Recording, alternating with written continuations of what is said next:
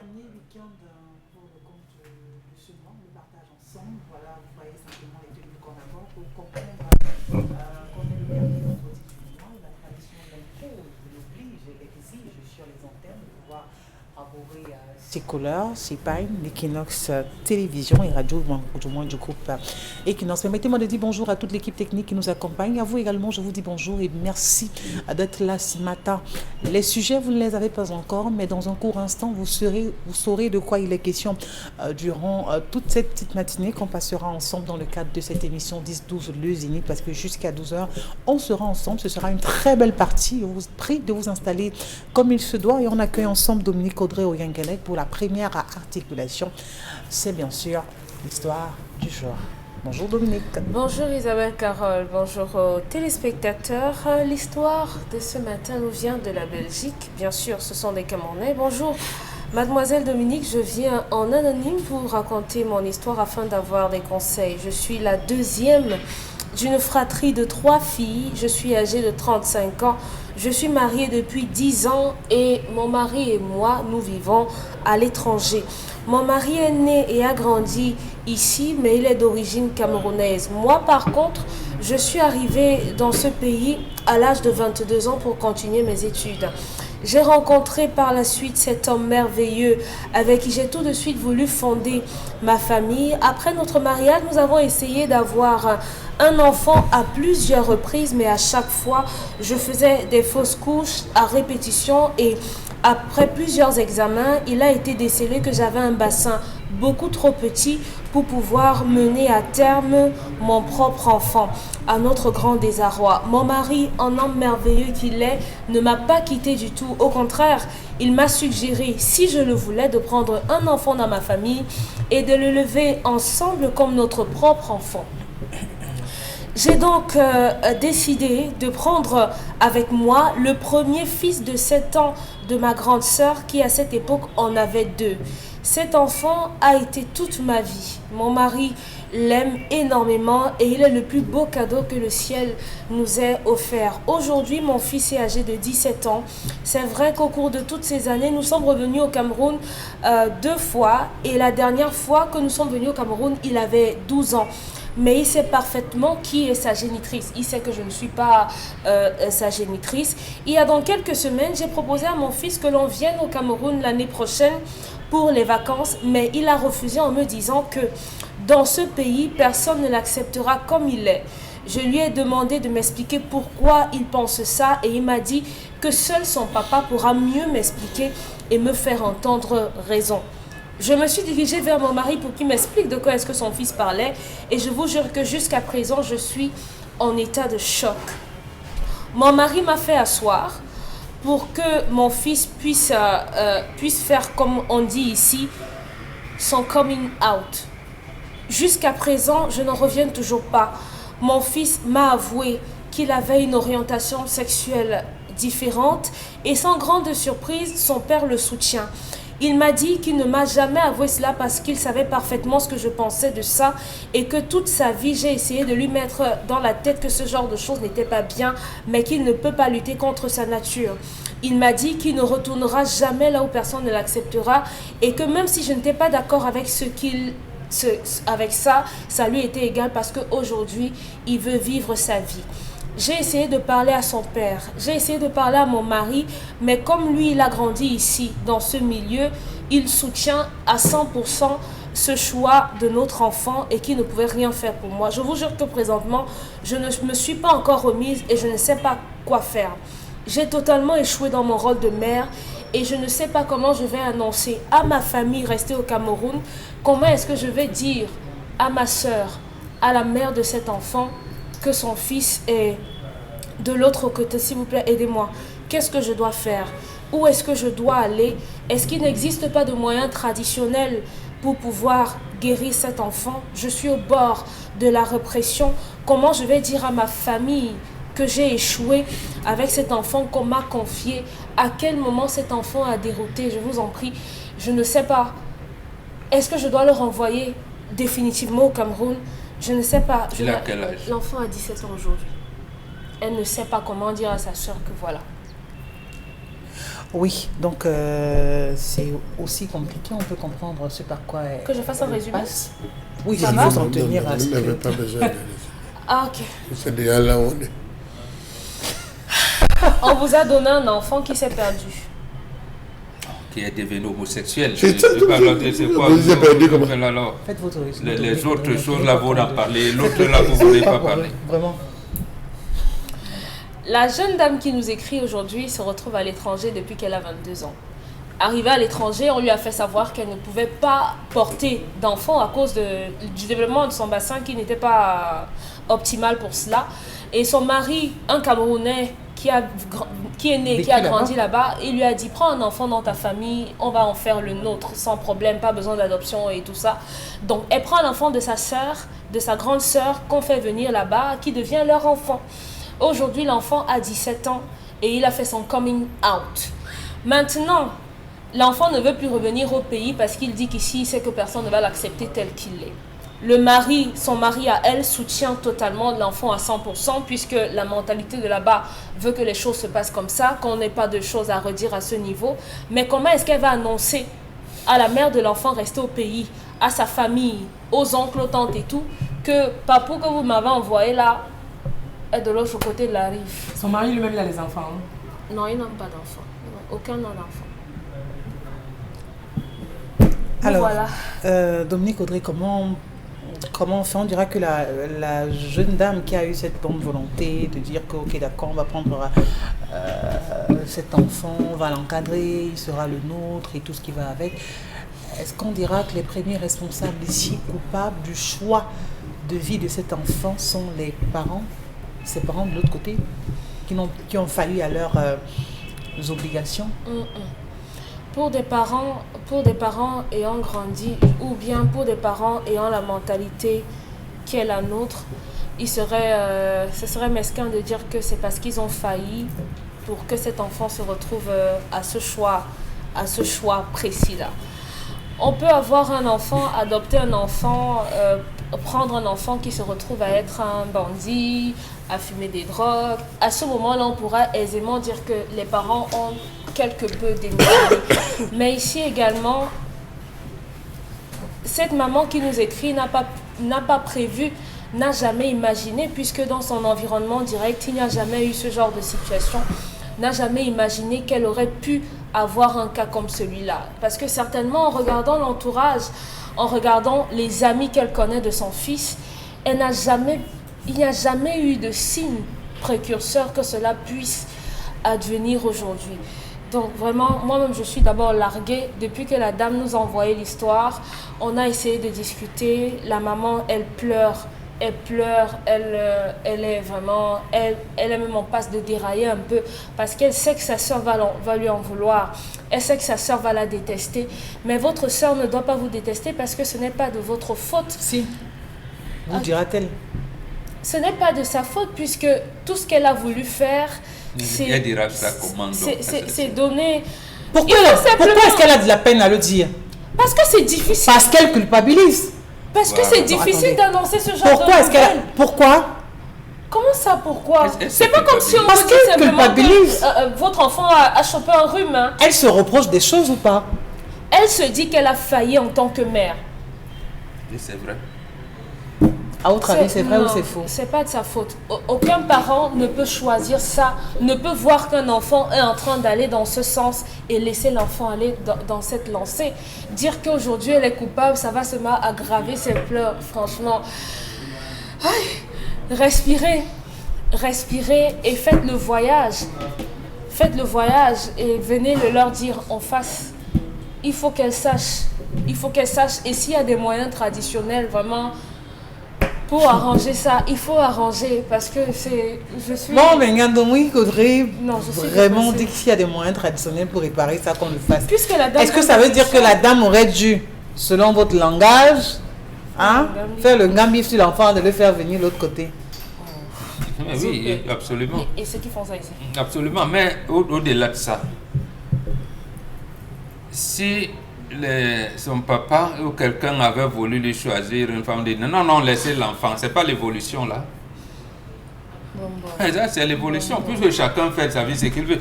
Justement, voilà les situations. Comme vous dites, quand lorsqu'il s'agit de est-ce qu'on impose encore une femme aujourd'hui un homme? Est-ce que vraiment laisser les enfants? Voilà une situation. Et c'est ça qui nous ramène toujours dans ce que nous vous disons. Revenons à nos sources. Chaque culture, chaque civilisation a ses us et coutumes. Lorsque vous entrez dans la civilisation occidentale, qui est une civilisation prométhéenne, c'est-à-dire envahissante, conquérante, ça vous donne l'illusion d'être dans le développement. Et lorsqu'à un moment donné, vous vous rendez compte que l'homme n'est pas au centre de la préoccupation, là où vous mettez les mains sur la tête. Ici, effectivement, on peut récupérer cet enfant. Il y a des méthodes. Comment je vais dire ça? Les déviances, c'est que vous appelez orientation, ça se sait. Ça se sait quand l'enfant naît. C'est pour cette raison qu'on demande aux mamans d'être des vraies observatrices entre 1 et 7 ans. Donc en réalité, c'est à partir de 7 ans que le père prend possession de l'enfant. Mais maman doit savoir, même quand l'enfant pisse, comme c'est un garçon, est-ce que ses urines vont en courbe? Si ce n'est pas en courbe, ça veut dire que cet enfant a déjà des prédispositions, comme on dit là, féminines. Donc ça veut dire que dès le berceau, on peut déjà commencer à lire des indices vraiment de virilité chez un enfant. Absolument, absolument, absolument. Et deuxième indice, quand l'enfant dit quelle est l'approche qu'il a avec les garçons, avec ses frères, ses sœurs. Mais on vous dira, je vais utiliser l'expression telle quelle, que le sexe d'un enfant évolue, c'est-à-dire que plus il devient mature, plus il se forme, lui également pareil. Donc, est-ce que c'est pas un peu précoce de pouvoir avoir une très bonne lecture? C'est la pseudo-science occidentale qui vous le dit. J'ai dit bien la pseudo-science occidentale qui vous dit des choses comme ça. La science, c'est l'observation. Quand vous observez de manière normale, vous émettez les hypothèses. Est-ce que ça peut être ça, ça peut. Vous interprétez les hypothèses. Là, après interprétation, c'est-à-dire c'est la communauté qui le fait, vous interprétez ces hypothèses et avant d'aller aux conclusions. Les conclusions, c'est la 5e étape. Donc, quand vous ne le faites pas, vous allez dire, oui, on m'a dit que vous observez quoi? Le premier problème, c'est l'observation. Quel est le comportement de l'enfant? Justement, même ces enfants, pourquoi c'est les enfants de Bobo qui sont vite dans la drogue? Hier encore, vous faisiez observer que ces enfants, comme on dit souvent des riches, donc ça comme ça, quand on ne leur apprend pas à laver les assiettes, c'est ce qu'on appelle maintenance, ils ne savent pas. Ils pourront être dans leur bureau et ne pas vite percevoir qu'il y a la poussière et tout ça. Parce que depuis le berceau, on a toujours fait. Il pèse le bureau, il part et tout ça. Donc, cet enfant, on peut le récupérer. Mais maintenant, récupérer cet enfant voudrait que lui-même, il cherche à revenir à l'orientation hétérosexuelle. Est-ce qu'il est prêt à le faire? Il n'est pas prêt. Donc, ma fille, prends ton courage, dis à ta soeur calmement que l'enfant a dévié. Il est en Europe, il a dévié, ça va faire le coup que ça va faire, mais il faudra lui dire à ta soeur que c'est comme ça. Charamel, est-ce que c'est pas à l'enfant lui-même de l'avouer à ses parents? Premièrement, elle a un mauvais mari. Oui, il y a quelqu'un qui Elle a un très mauvais mari. Il est même suspect. Son mari est très dangereux. Je soupçonne même son mari d'avoir des tendances. Pire encore, je soupçonne son mari d'avoir comploté avec les médecins pour qu'on lui déclare qu'elle a des difficultés, un bassin et tout ce qui va avec. Je soupçonne parce qu'on sait que véritablement ce lobbying est très soudé. Ils ont des ramifications fortes. Ça, c'est la première chose qu'il faut dire. Un homme ne peut pas savoir que l'enfant présente des tendances comme celle-là sans en avertir la mère. Ça veut dire qu'il est complice. Premier état de choses, l'homme est complice. Deuxième fait, la femme est encore plus complice, plus coupable. C'est une femme extrêmement absente qui n'a Dieu que pour son mari. Durant toute l'histoire, elle ne nous parle que de la beauté de son mari. Son mari est un homme merveilleux. C'est un homme. Elle s'éloigne même du problème. Elle nous a éloignés du problème. Elle nous a éloignés du problème pendant 20 ans. Mon mari, vraiment, je l'ai rencontré au lycée. Et j'étais un monsieur amoureux. J'attendais le problème. Mais la seule chose, c'est que j'ai découvert qu'il a fait l'enfant dehors. Ce n'est pas ça. C'est que nous sommes un autre film. Donc cette femme nous a éloignés. C'est une femme qui est sur le mont Vénus, abandonnant les autres. Aujourd'hui, la réalité l'a rattrapée. Troisième point. Quand vous partez prendre l'enfant de quelqu'un, vous prenez un engagement. Je m'engage à. Je décide de.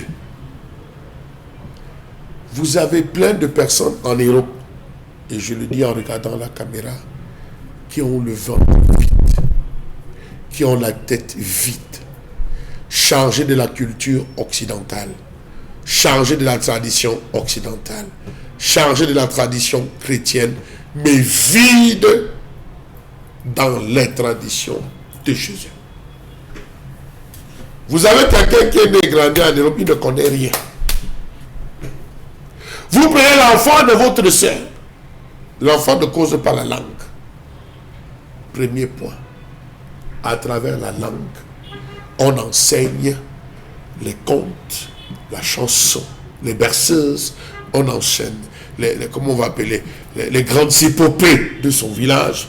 Ma chérie, ton village c'est Pointou. Les Pointous sont comme ça. Ma chérie, ton village c'est Nka. Les Bankas sont comme ça. Ma chérie, ton village c'est le Moum. Les Bamoun sont comme ça. Ma chérie, tu es une Pi. Les Bapi sont comme ça. Ma chérie, tu es des Wondo. Sache que les Wondo c'est un grand peuple. Ma chérie, tu es une Boulou. Sache que les Boulous c'est d'abord l'honneur. La vie d'un Boulou c'est d'abord le paraître. Ma fille, sache que tu es une Bakaka. Les Bakaka sont comme ça. Sache que tu es une Galmois. Sache que tu es une Pitois. Tu es une Guidère. On enseigne ça à l'enfant. Les mamans, quand elles jouent avec l'enfant, elles disent, vois-moi, regarde les barantés. C'est comme ça que vous les barantez. L'enfant dit que les barantés sont comment? Les barantés sont vantards. L'enfant soit avec, dit que je suis baranté. Les barantés sont vantards. Alors on dit, oh, voilà un sawa, mouna sawa. On voit l'enfant, voilà mon mouna sawa. L'enfant dit, mouna sawa, mouna sawa. L'enfant se retrouve à reproduire en grandissant parce qu'il est rattaché. Elle n'a rien inculqué à cet enfant. Rien inculqué à cet enfant. L'enfant est tout aussi vide que tous ces gens qui sont en Europe là. Vide. Alors, est-ce qu'on peut un peu dur ça, mais quand vous le dites? La nature aurait Madame dit, on a pris cet enfant parce que nous, on n'arrivait pas à avoir d'enfant. Lorsque vous voyez, vous allez en classe, les gens font allemand, anglais, chinois, on montre l'image de la chèvre. Si je ne parviens pas à dire chèvre en français, je le dis d'abord dans ma langue. Je commence par le dire d'abord dans ma langue. Comment est-ce que vous entendez souvent les gens dire comment on appelle Satan dans ta langue? Quelqu'un va dire que nous on ne connaît pas nous Satan. D'autres vont dire qu'on dit Satan. D'autres vont dire parce qu'on essaye de transformer pour adapter. Ça n'existe pas. Il y a des mots en français qui n'existent pas dans nos langues. Quelqu'un me demande comment on dit pompon en français. Voilà. Allez demander à Macron. Je ne sais qu'il y a des expressions qu'on ne peut pas traduire. Vous allez vous suivre dans les langues, comment on dit lundi, comment on dit? Comment on dit samedi, saturday? Vous allez fouiller, ne pourra rien vous dire parce que c'est des expressions qui n'existent pas. Or, quand vous commencez à inculquer à l'enfant que sache que tu appartiens à une famille de guerriers, tu es un guerrier. Ton grand-père était le père de la magie. Ton père a été initié. Aujourd'hui, il y a des choses que tu feras qui vont te surprendre, que ça ne te surprenne pas, parce que tu es un enfant d'eux. L'enfant en grandissant sait que ça. Si j'ai réussi à faire ça, c'est parce que de mon grand-père, je tiens ceci. Vous entendez souvent Bonbon. Avant que Bonbon ne prenne la parole, il commence à dire que je suis Bonbon, fils de fils de fils de fils de fils de... Il remonte sa généalogie. À partir de cet arbre qu'il vous détache, vous connaissez où il vient, comment il marche, comment... À partir de ça, je décide. Cet enfant n'a rien reçu. La complicité qui existe entre la mère et l'enfant, il ne l'a pas. L'empereur, il s'est confié à qui? Au père. C'est normal, pleure, maman, pleure. Pleure. Il ne s'est pas confié à la mère, il s'est confié à qui? Au père. En lui disant que voilà. Pire, l'enfant ne sait même pas que ce n'est même pas ses propres parents. Non, je pense que l'histoire est que... Non.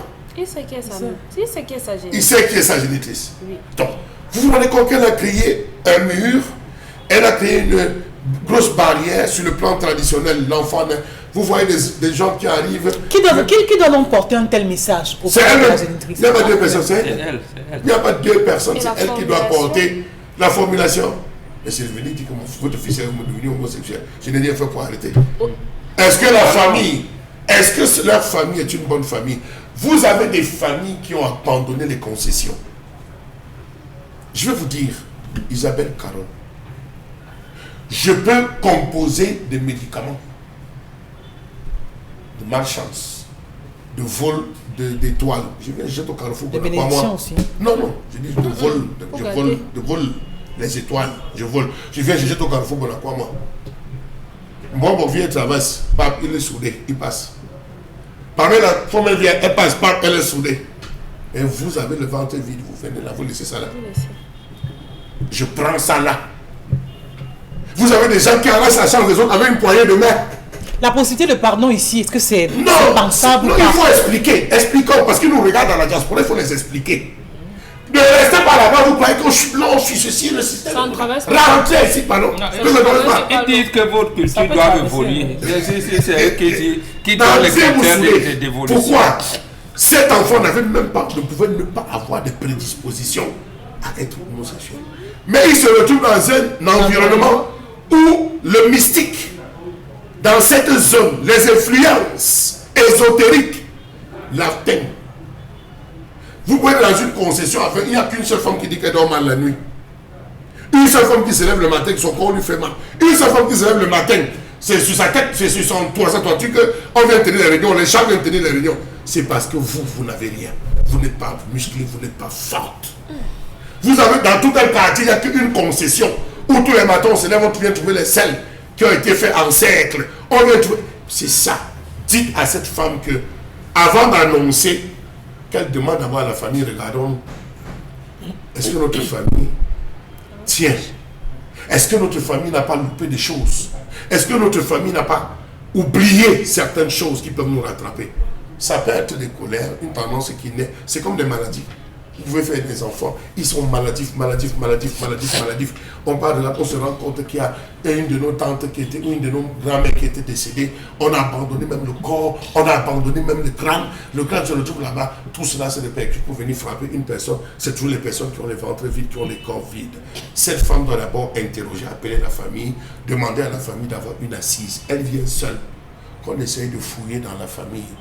On appelle un prêtre, le prêtre de la mystique, par les prêtres de l'église, le prêtre de la mystique qui vient regarder en disant non, vous avez tel problème, vous avez eu un problème que vous avez négligé, vous avez un crâne qui est sorti, qui s'est perdu, vous avez tel, et ceci peut vous amener en termes de conséquences dans la famille, ça.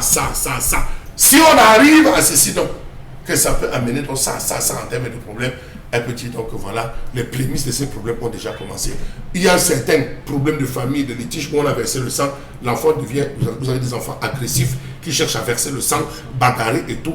On parle, regardons, on se rend compte qu'il y a eu une époque où il y avait la bagarre, on a eu la bagarre, des frères ont bagarré entre eux, ils ont versé le sang, c'est le sang là qui est en train de devenir qui pousse ces enfants à être agressifs et tout, on coupe. Donc il faut qu'on remonte à ça. Lorsqu'on a réussi à identifier le problème, elle peut ouvrir la bouche, mais pour le moment, elle pleure. Pamela Fomena, à la place de cette dame, comment vous allez vous comporter? À la place de cette dame, je pense que je vais m'en vouloir. Parce que si au départ, elle savait qu'en prenant cet enfant, cet enfant devait ramener les problèmes dans son foyer, dans sa famille, elle ne l'aurait jamais fait. Maintenant, à côté de cela, je refuse de croire que le mari de cette dame soit complice parce que jusqu'ici, il a été la première personne à être au courant de cette situation, mais qui a gardé le silence. Ça veut dire que si cet homme ou alors cet enfant, sa mère ne lui avait jamais dit qu'on va aller au Cameroun, jusqu'aujourd'hui, elle ne saura jamais que son fils a une orientation de ce genre. Donc c'est parce qu'elle dit à son fils que on va aller au Cameroun que son fils lui dit que moi je peux pas aller là-bas parce qu'on ne va pas m'accepter. Pourtant, elle vit dans la maison avec un homme qui est au courant de tout ce qui se passe. Il faut aussi dire vraiment à un certain âge, peut-être pas pour le cas de 17 ans, à un certain âge, soyez quand même curieux. Ne restez pas avec un enfant à la maison qui a 25 ans, 30 ans, vous n'avez jamais vu avec une femme, avec une copine. Il a seulement 17 ans. Hein. Mais je dis ça, c'est pour le cas de 17 ans, mais je dis, ne restez pas dans une maison où vous avez un enfant qui a 25 ans, 30 ans et plus. Vous ne l'avez jamais aperçu avec une jeune fille. C'est assez interpellatif. Vous devez quand même poser la question, pourquoi est-ce que mon enfant fréquente plus les hommes? Pourquoi mon enfant, je ne le vois jamais avec une copine? Pourquoi il ne m'a jamais présenté que maman, voici ma camarade de classe, ou alors voici ma copine? Peut-être il ne va pas vous dire que voici ma copine de peur de la manière à laquelle vous allez réagir, mais au moins essayez quand même de regarder sur cet angle. Je pense que cette femme, elle va fortement s'en vouloir de cette situation, mais toujours est-il qu'elle ne doit pas garder le silence. Il faut qu'elle dise bien la vérité, qu'elle retourne au Cameroun, je ne sais pas par quel moyen elle va le faire, mais qu'elle dise la vérité, parce qu'elle ne va pas le garder. Tôt ou tard, on le saura. Et quand tu as une orientation pour un autre sexe, c'est assez visible. Ça veut dire qu'il faut faire bien attention parce qu'aujourd'hui, même les bandes dessinées, est-ce que vous savez que voilà, on montre ce genre de scènes dans des bandes dessinées. Donc, même quand l'enfant vous dit maman, je regarde le dessin animé, faites aussi très bien attention. Mais dans ce couple-là, qui s'est éloigné? C'est-à-dire que c'est le père, c'est la mère? On sait que généralement, le père a un droit sur sa famille, mais on sait aussi que c'est la mère qui gère la famille. C'est-à-dire quoi? Si l'enfant aujourd'hui se permet de dire à son père, habituellement on a plus peur du père à la maison que de la mère. Avec la mère, on peut se dire 2-3 choses, on rit, on blague. Mais quand le père arrive, on se range. Si cet enfant a le courage pour dire à son père qu'il est comme ça, soit c'est ce monsieur qui l'a initié dans ça, je parle avec les réserves, soit c'est ce monsieur qui l'a initié dans cela, soit cette mère n'est pas assez pro de cet enfant pour lui dire que, ok, quand tu as tel problème, viens plutôt vers moi. Et voici le mauvais. L'enfant arrive dans un environnement où on ne blâme pas l'enfant. Et le père est plus socialisé là-bas. Donc l'enfant, naturellement, va là où... Et en plus que c'est un garçon, va donc vers le père qui lui, il chouchoute l'enfant, ainsi de suite. Il lui donne des commodités. Et peut-être au moment où maman, qui a une éducation d'ici, grondait un peu, voulait, mais l'enfant se réfugiait plutôt du côté de papa. Et où, de fil en aiguille, il a eu cette orientation-là. Donc cette facilité à aller vers cette orientation. Merci à vous, mon Bengan. On va passer à présent à la colère.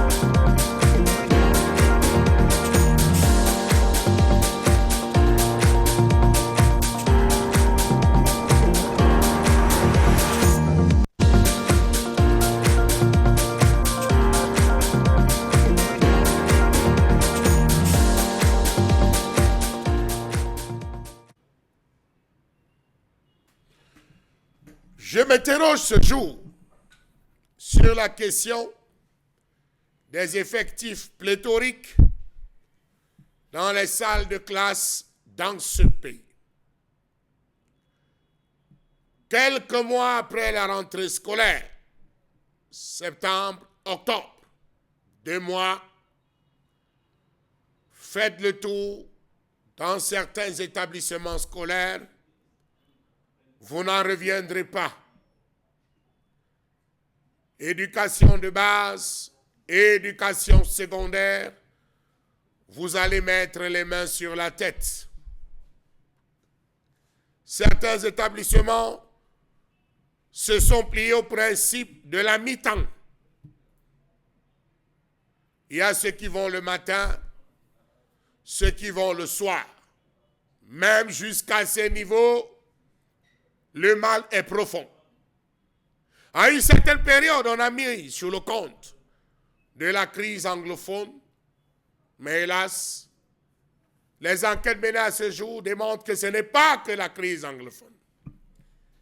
Comment comprendre cette surpopulation des élèves dans les salles de classe qui semble ne pas inquiéter les autorités camerounaises?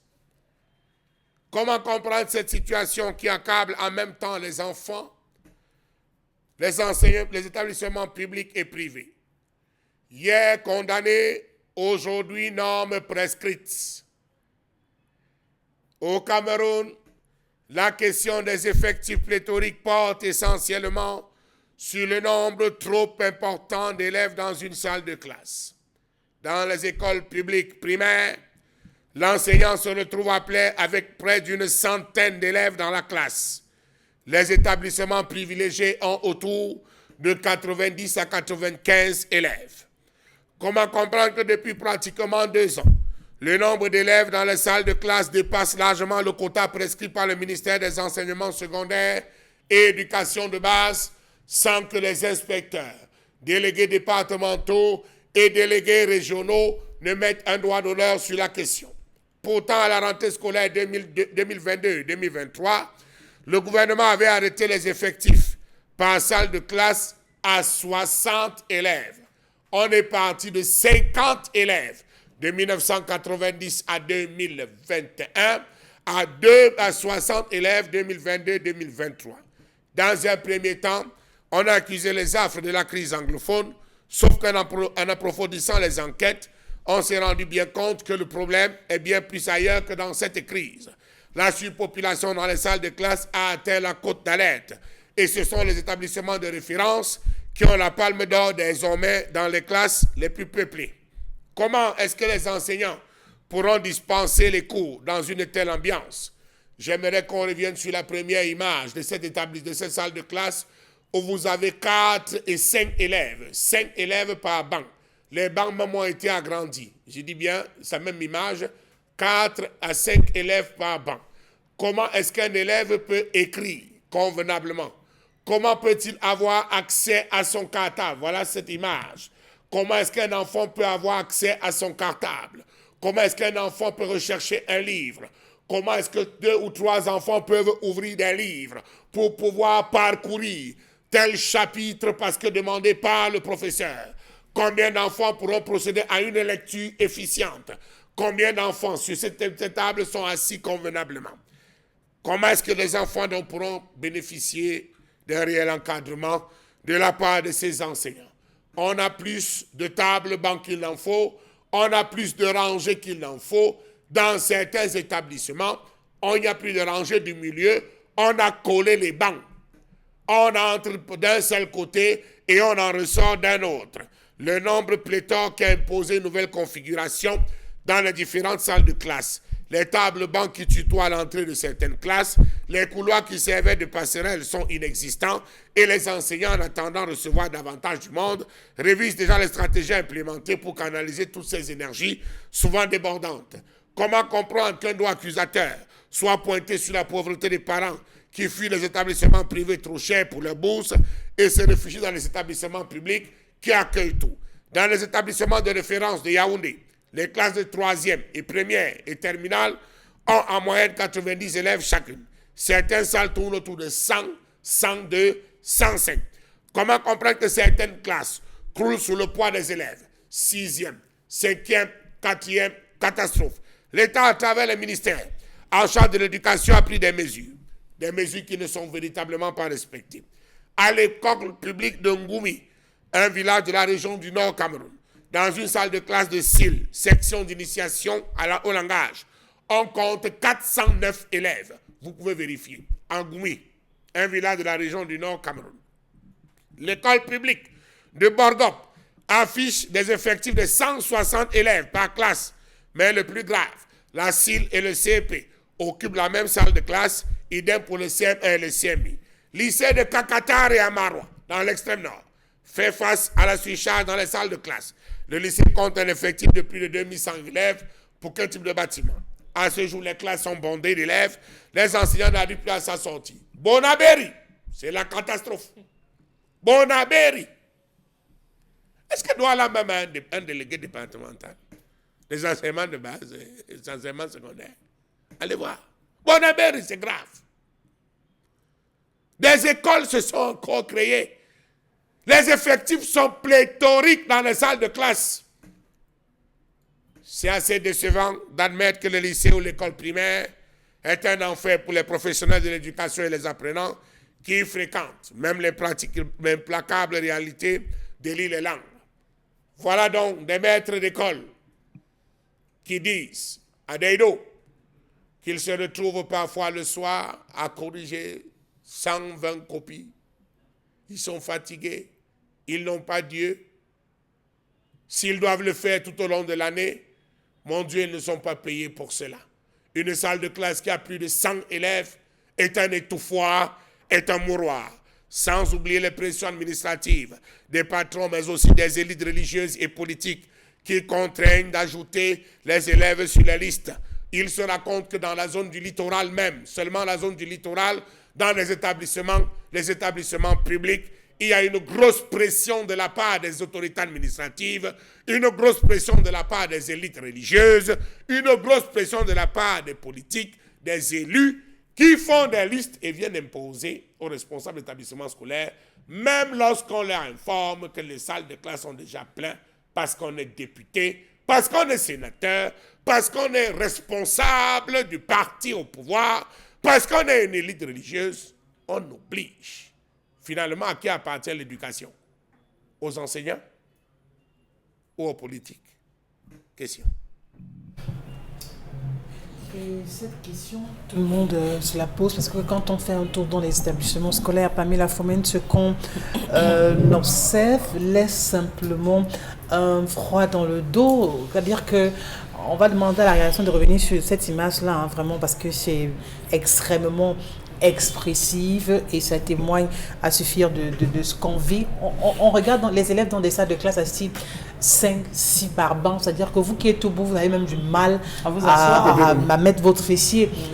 Quand un enseignant arrive, est-ce qu'on peut revenir sur l'image, sur cette première image où on voyait vraiment ces élèves en classe? Je ne sais pas comment Charles Hamel a réussi l'exploit de pouvoir dénicher cette image. Merci, bravo à vous Charles Hamel. Oui, il faut reconnaître le travail que vous abattez.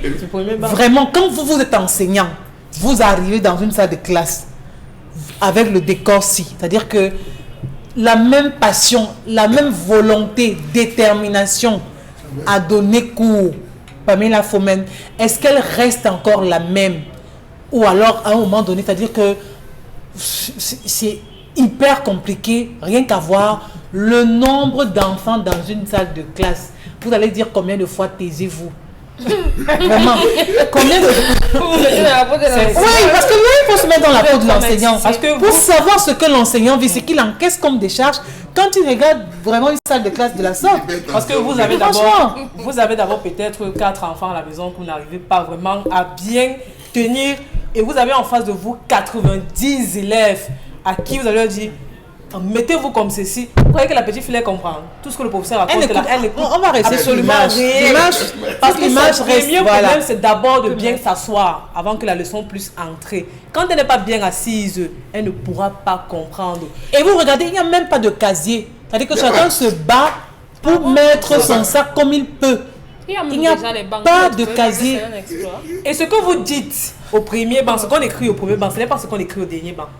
Parce que l'information sera relayée autrement. Si le professeur a dit « je », toi qui es au dernier banc, ce n'est pas ce que tu vas écrire. Tu vas écrire autre chose. Parce, voilà, il y en a d'autres qui... Donc, quand vous allez peut-être chercher l'enfant après les cours, attendez, vous, le parent, vous êtes étouffé. Et vous regardez qu'il y a une seule rangée dans cette salle de classe. C'est-à-dire cette rangée-ci. Parce que de l'autre côté, l'enseignant ne pourra pas aller au fond. Regardez si l'enfant est en train de copier le cours. Les effectifs pléthoriques de la sorte, Pamela Fomène, qu'est-ce qu'on doit faire? Au départ, on disait que non, l'idéal c'est d'aller dans les établissements publics parce que là-bas au moins les enfants seront bien entretenus. Que non, même dans le public aujourd'hui, vraiment aller dans les lycées, je prends Chalamel. Celle qui est au premier banc, elle n'est pas assise, je vous assure. Elle n'est pas assise. Elle cherche l'équilibre. Et comme elle n'est pas assise, son cahier ne peut non plus être posé sur la table parce qu'il n'y a pas l'espace pour le faire. Même pas l'ardoise, même pas un stylo. Elle est très mal assise. Elle ne peut pas Et le comprendre. parent a payé. Qui peut être directeur dans une telle école ou alors, vraiment, est-ce que la ministre des Enseignements secondaires regarde ce programme Et j'ai l'impression que ceux qui sont au fond sont même debout, ils sont pas assis. J'allais parler de l'éducation de base. base. Oui, l'éducation de base, parce qu'ici c'est l'éducation de base. Vraiment, est-ce que ce ministre-là aussi, est-ce qu'il regarde de telles images? Parce que si un enfant n'est même pas assis, quand vous regardez simplement l'expression du visage, allez que pour eux l'école c'est un fardeau. Regardez vous-même. Regardez l'expression du visage, ceux du premier banc.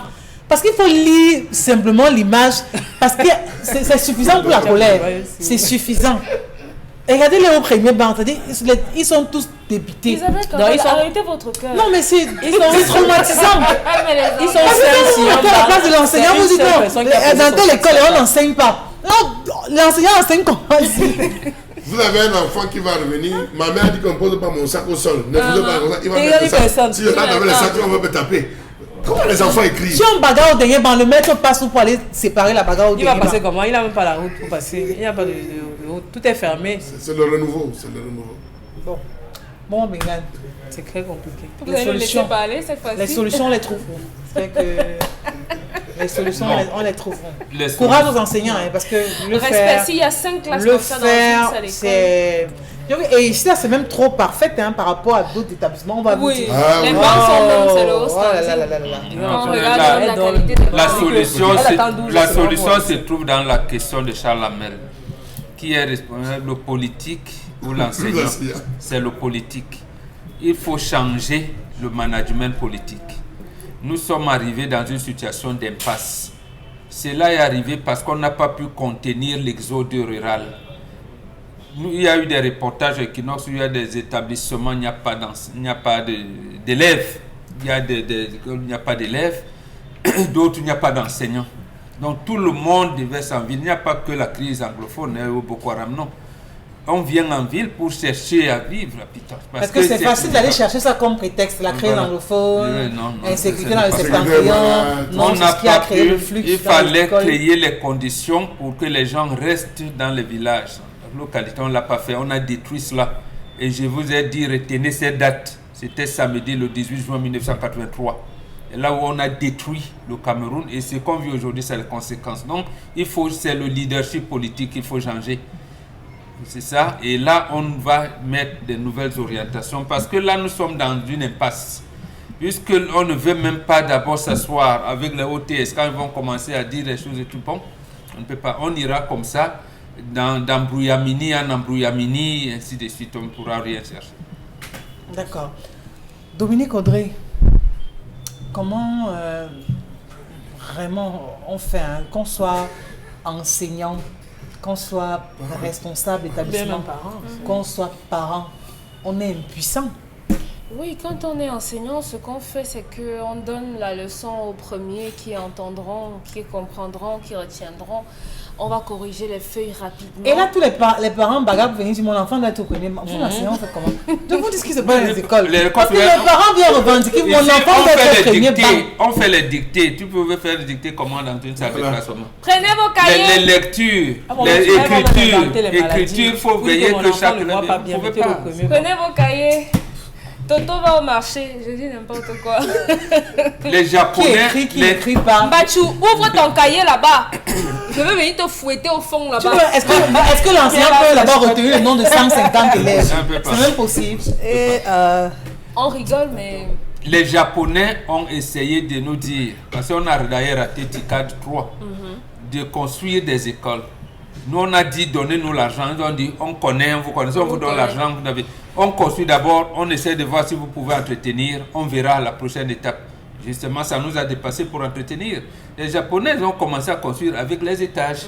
Parce que même le petit Georges, il n'y avait pas des étages. Il n'y avait que l'école de la CNPS là qui était en étage. Donc, on dit qu'on peut exploiter la hauteur Mais même ça, on n'a pas compris.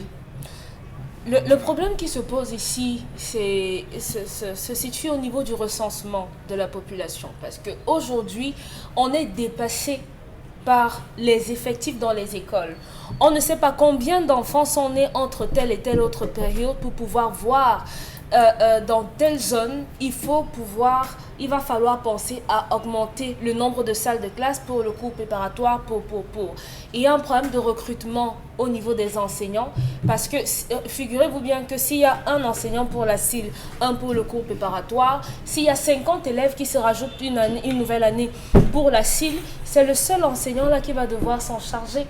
Et bienvenue les mauvaises notes, bienvenue 1 de moyenne pour l'entrée en 6e ou bien le CEP pour le concours, je sais pas trop, je me souviens plus trop de cet examen. On est obligé d'avoir cela. Aujourd'hui, je m'interroge sur la qualité des latrines avec ce genre d'effectifs.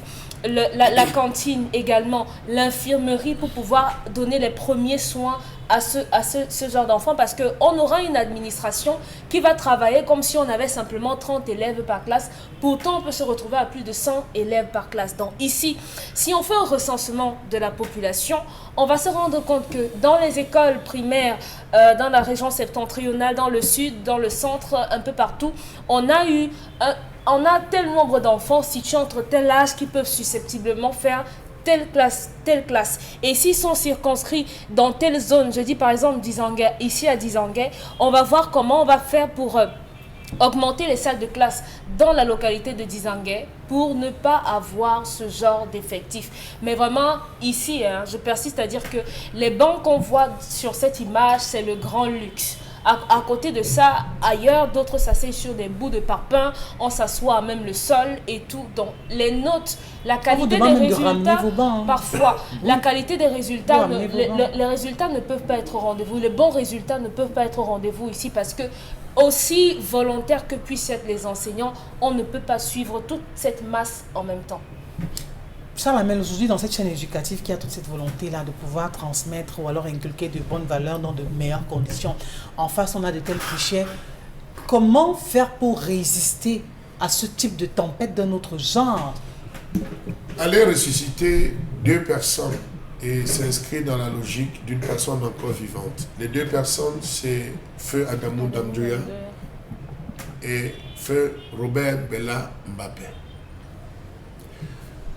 Bella Mbappé avait une particularité surprenante.